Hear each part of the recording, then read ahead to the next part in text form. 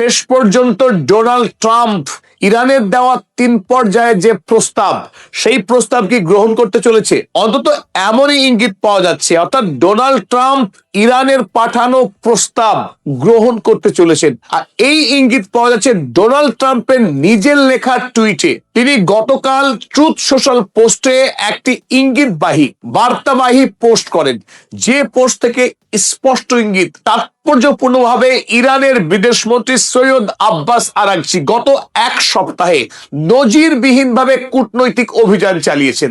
তিনি ইরান থেকে পাকিস্তান, পাকিস্তান থেকে ওমান, ওমান থেকে পাকিস্তান, পাকিস্তান থেকে রাশিয়া, রাশিয়া থেকে পাকিস্তান, তারপর তিনি ইরানে ফিরলেন। অর্থাৎ আমেরিকা এবং ইরানের মধ্যে যে দেশ মধ্যস্থতা করছে পাকিস্তান, সেই পাকিস্তানে তিনি 4 দিনের মধ্যে 3 বার পা রাখলেন এবং তিনবার পাকিস্তানের প্রধানদের সঙ্গে বৈঠক সারলেন।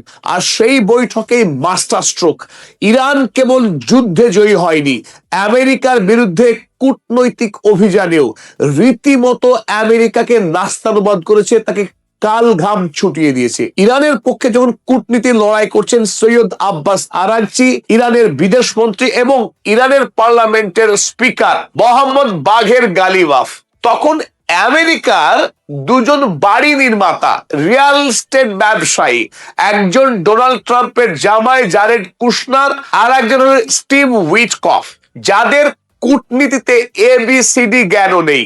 ফলে আমরা দেখেছি যুদ্ধ শুরু হবার আগে ওমান এবং জেনেভা যে 2টি বৈঠক হয়েছিল, সেই 2টি বৈঠকে আমেরিকার পক্ষে তারা আলোচনার কোনো আদ্যপন্ত খুঁজে পায়নি। একই অবস্থা হয়েছিল পাকিস্তানের মাটিতে, যেখানে আমেরিকার পক্ষে খোদ জেডি ভ্যান্স উপস্থিত ছিলেন।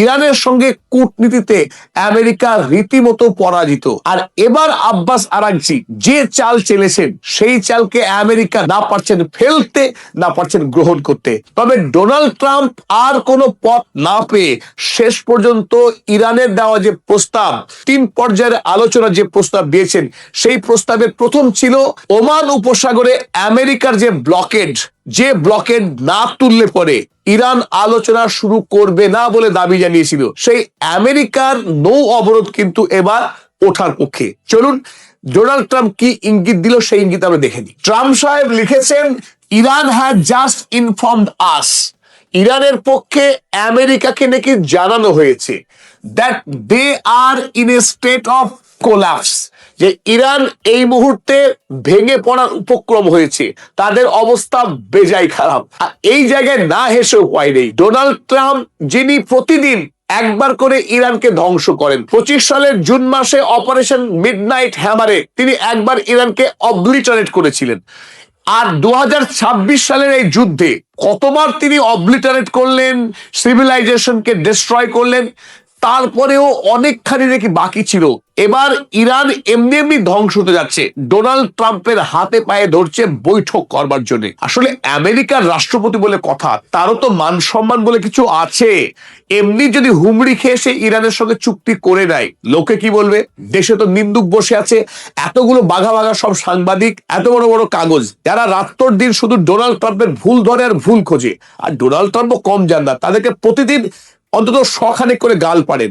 তো এই মুহূর্তে ডোনাল্ড ট্রাম্পের নিজের মুখ বাঁচানোর জন্য তিনি যখন একরকম ঠিক করে নিয়েছেন যে ওমান উপসাগরের নৌ অবরোধ তিনি আর রাখবেন না, না হলে আব্বাস আরাগচি বা ইরান তার সঙ্গে আলোচনায় বসতেই চাইছে না। তাই বেগতিক অবস্থা থেকে শেষ পর্যন্ত নৌ অবরোধ তুলে নেওয়ার আগে নিজের মুখ ঢাকার জন্য তিনি এবার দায় চাপালেন ইরানের ঘাড়ে, যে ইরান তার হাতে পায়ে ধরে অনুরোধ করছে যে কোনো মূল্যে আমেরিকা যেন ওই নৌ অবরোধ তুলে নেয়। They want us to open the Hormuz straight.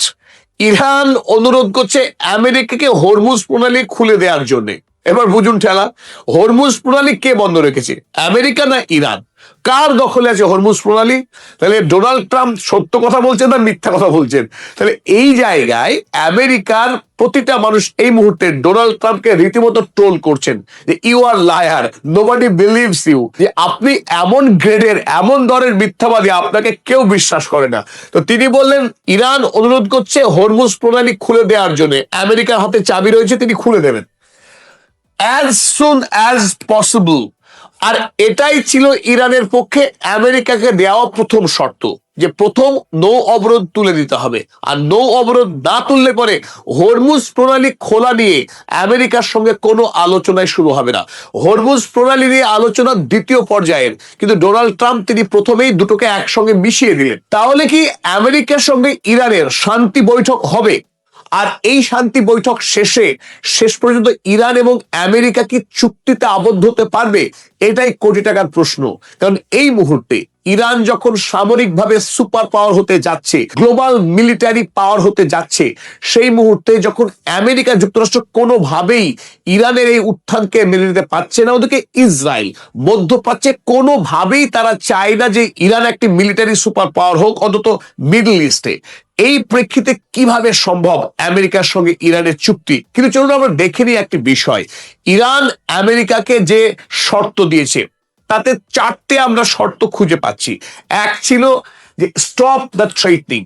America যুক্তরাষ্ট্রের পক্ষে ডোনাল্ড ট্রাম্প প্রতিদিন উঠতে বসতে যে ইরানের নেতৃত্বকে গালি দেওয়া, ইরানকে ধ্বংস করা, দেখে নেওয়ার যে হুমকি দিচ্ছিলেন, সেই হুমকি দেওয়া আমেরিকাকে থামাতে হবে।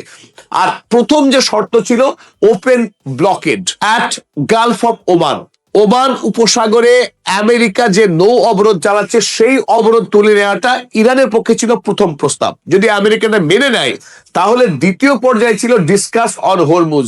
হরমুজ প্রণালী নিয়ে আমেরিকার সঙ্গে ইরান কথা বলতে রাজি আছে, তবে সেটা দ্বিতীয় পর্যায়ে। আর দ্বিতীয় পর্যায়ে যদি আমেরিকা এবং ইরান তাদের মধ্যেকার বোঝাপড়া করে নিতে পারে, তাহলে শেষ ক্রিটিক্যাল যে কোশ্চেন ছিল নিউক্লিয়ার ডিসকাশন। পরমাণু অস্ত্র ইরান তৈরি করবে কিনা, করলে কবে তৈরি করবে, কিভাবে তৈরি করবে, সেই বিষয়ে আমেরিকাকে নিয়ে আলোচনায় বসতে পারে। কিন্তু সব শেষে, অর্থাৎ আগের তিনটে শর্ত যদি আমেরিকা পূরণ করতে পারে, তাহলে চতুর্থ শর্তে ইরান আমেরিকার সঙ্গে কথা বলতে রাজি আছে। তো সেই ক্ষেত্রে আমরা দেখছি প্রথম যে শর্তটা ছিল ইরানের পক্ষে আমেরিকার কাছে, stop the threatening. Donald Trump কিন্তু গত 4 দিন লক্ষ্মী ছেলের মতো ইরানকে আর গালি দিচ্ছে না। এখানে একটা বিষয় আমরা স্পষ্টই বুঝতে পারছি যে পাকিস্তানের পক্ষে আমেরিকাকে, ডোনাল্ড ট্রাম্পকে এই বার্তা স্পষ্টভাবে দেওয়া হয়েছে যে ইরানের নেতৃত্ব আপনার সকাল বিকালে গালি পড়াটা একেবারেই পছন্দ করছে না, এটা না পছন্দ। সুতরাং আপনাকে বদলাতে হবে যদি আপনি ইরানের সঙ্গে চুক্তি চান।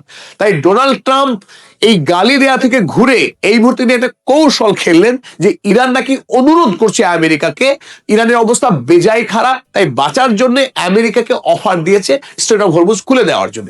সুতরাং আমরা বুঝতে পারছি যে ডোনাল্ড ট্রাম্প তিনি একটু একটু করে নিজের অবস্থা বদলাচ্ছেন। আর এখানেই প্রশ্ন, তাহলে শেষ পর্যন্ত কি ডোনাল্ড ট্রাম্প তার নৌ অবরোধ তুলে নেবেন? ইরানকে কি সামুদ্রিকভাবে মুক্তি দিয়ে দেবেন? ইচ্ছা মতো ইরানকে বাণিজ্য করতে সক্ষম হবে এই অবরোধ উঠে গেলে? যা না হলে ইরান আমেরিকার সাথে কোনোভাবেই আলোচনায় বসবে না। তো আমাদের মনে হচ্ছে ডোনাল্ড ট্রাম্প খুব শীঘ্রই তার এই নৌ অবরোধ তিনি তুলে নেবেন, আর তারপরেই আমেরিকা ও ইরানের আলোচনা শুরু হতে যাচ্ছে।